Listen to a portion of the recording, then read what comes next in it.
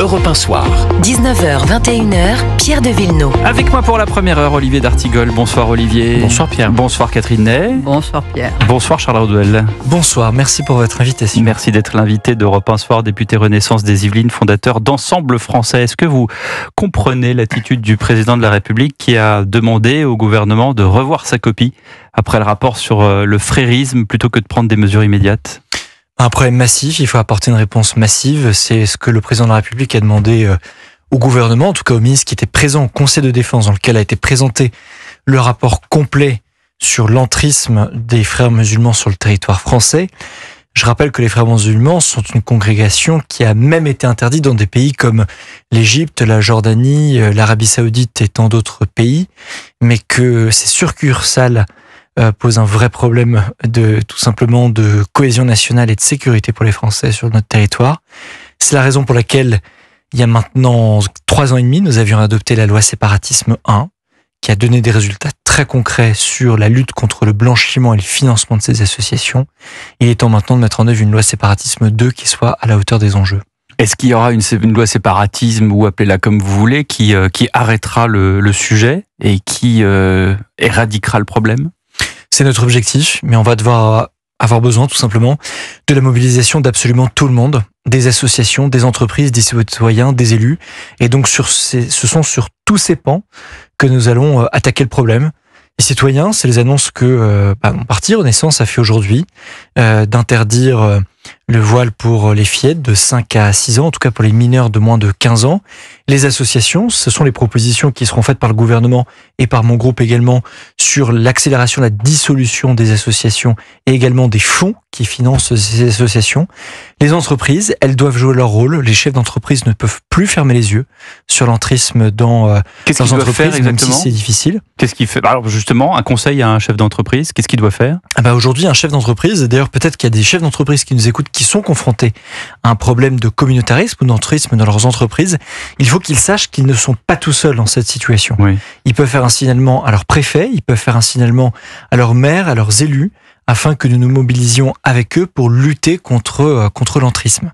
Et puis, il y a une opération de démantèlement extrêmement urgente et importante à mener. C'est l'objet des mesures.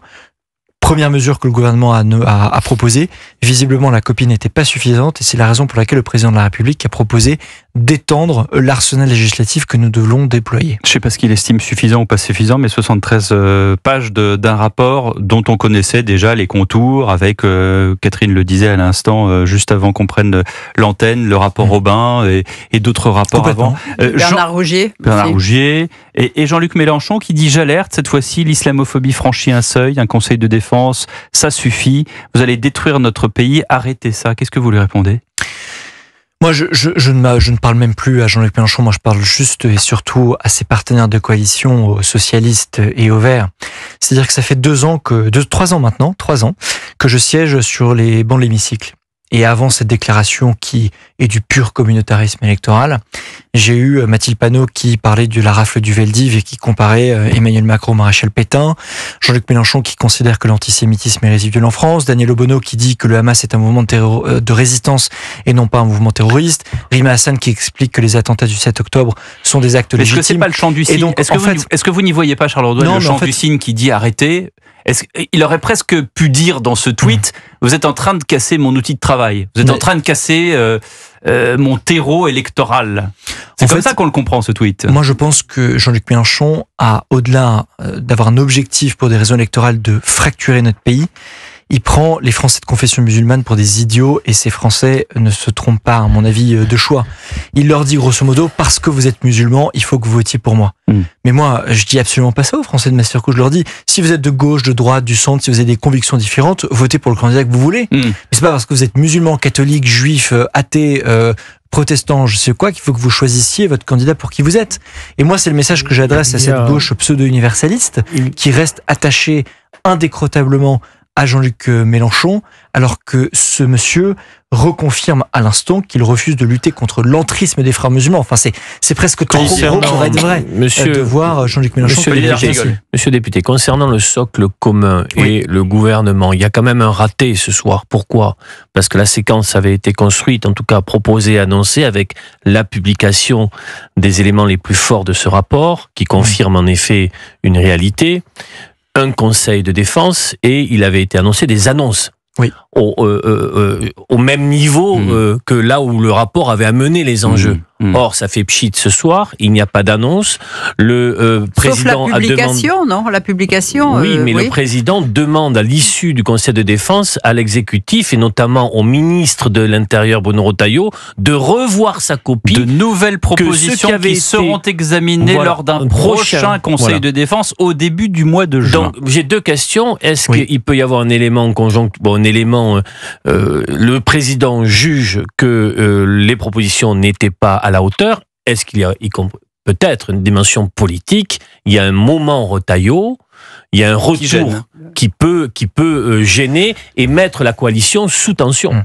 Non, mais Bruno Retailleau gêne, c'est que malgré tous les livres qui étaient sortis et ce que l'on savait, enfin, si on voulait s'intéresser au sujet, c'était que dans le fond, tout le bloc central, les macronistes pensaient qu'il n'y avait rien à gagner à être un lanceur d'alerte sur ce sujet, sauf à être qualifiés d'être des gens proches du Rassemblement national.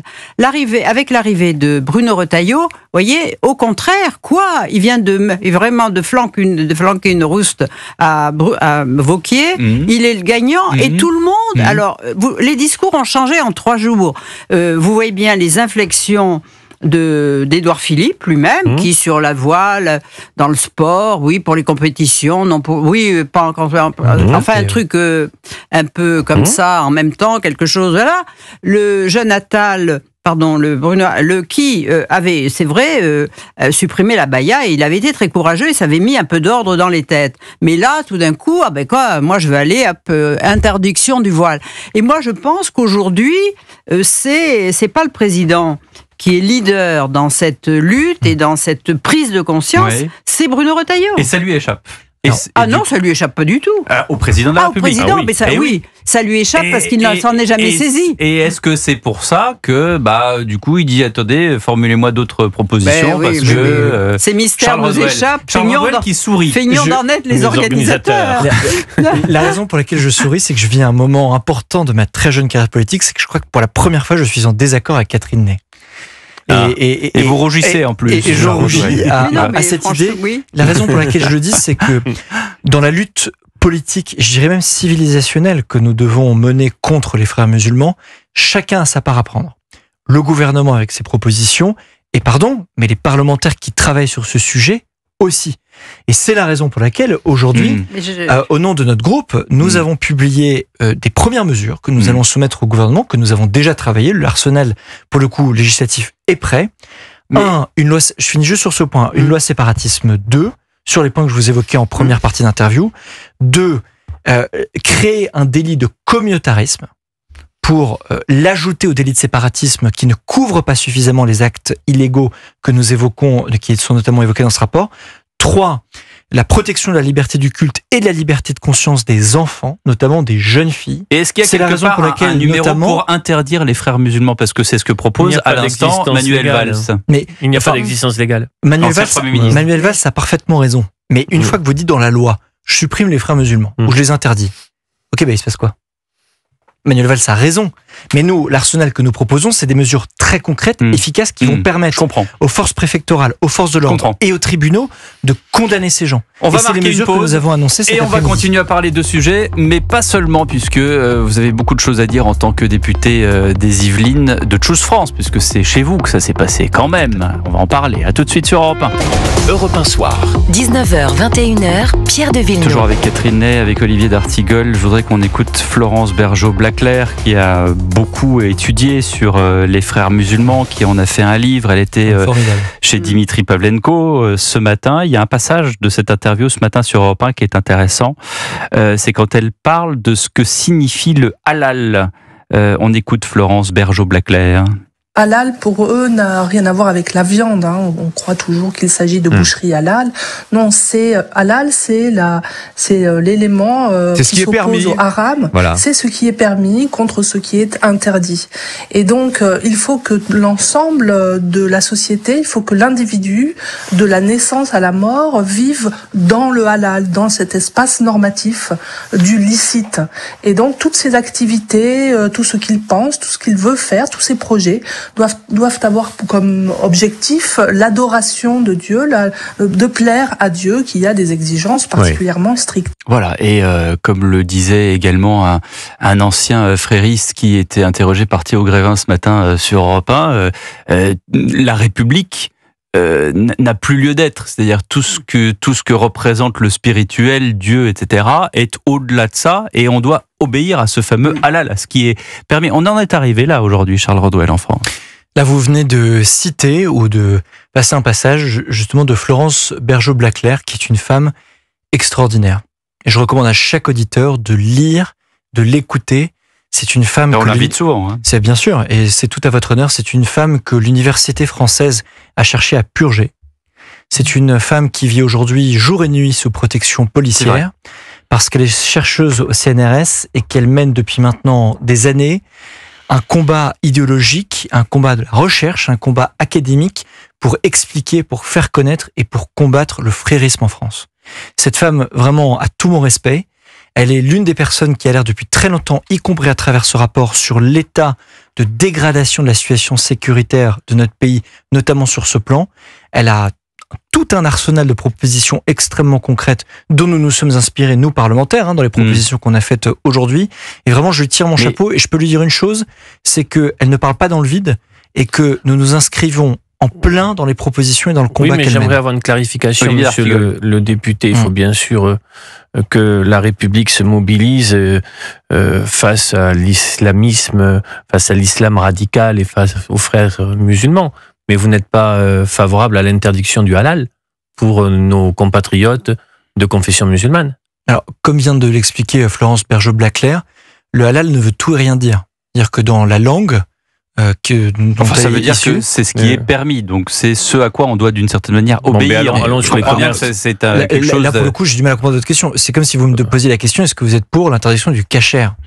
Ça veut rien dire.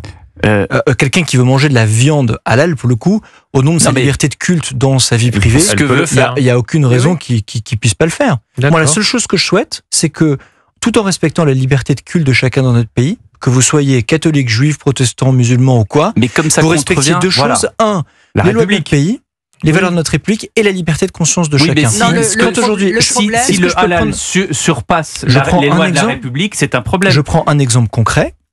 L'exemple qu'on a pris aujourd'hui, la raison pour laquelle nous souhaitons l'interdiction du voile dans l'espace public pour toutes les filles en France de moins de 15 ans, ce sont pour deux raisons. Un, nous respectons la liberté de culte de chacun, y compris et évidemment des musulmans français ou des Français de culte musulman.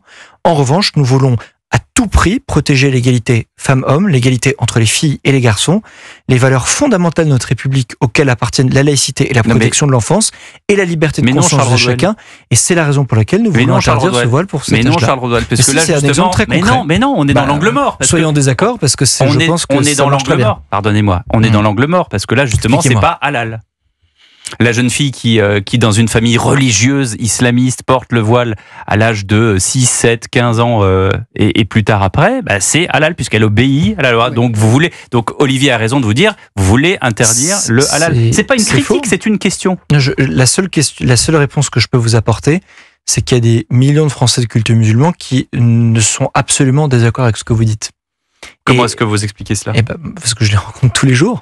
Y compris ceux qui habitent ma circonscription. Ils ne le disent pas publiquement. Vous voyez, halal, pour moi, c'est quand même le fait que dans des villes de banlieue, où il y a beaucoup de musulmans, je ne sais pas s'ils sont la majorité ou pas, tous les commerces, disons la viande halal, de viande qui n'était non halal, ont disparu. Ils se sont arrangés, la communauté musulmane, pour les faire partir. Une charcuterie, évidemment, ça n'existe plus depuis très longtemps, mais même la boucherie une boucherie ça n'existe plus. À Sarcelles, par exemple, ça n'existe plus. Donc, il y a quand même une emprise. Je veux dire très simplement une chose sur ce point-là. Pourquoi est-ce que moi je mène ce combat parmi les parlementaires ? C'est avant tout pour eux. Les musulmans de culte, les Français de culte musulman. Qui veulent vivre leur religion tranquillement, sans rentrer dans le frérisme. Et que la République, par ses reculs, par ses petits accommodements, pour l'expression consacrée, pour éviter la grande stigmatisation, en généralisant tout le monde, en associant les musulmans et les islamistes, en mettant tout le monde, laissez-moi finir, tout le monde dans le même panier, eh bien, on les a laissés face à la montée inexorable, 1, du salafisme violent, et 2, du frérisme qui est beaucoup plus insidieux.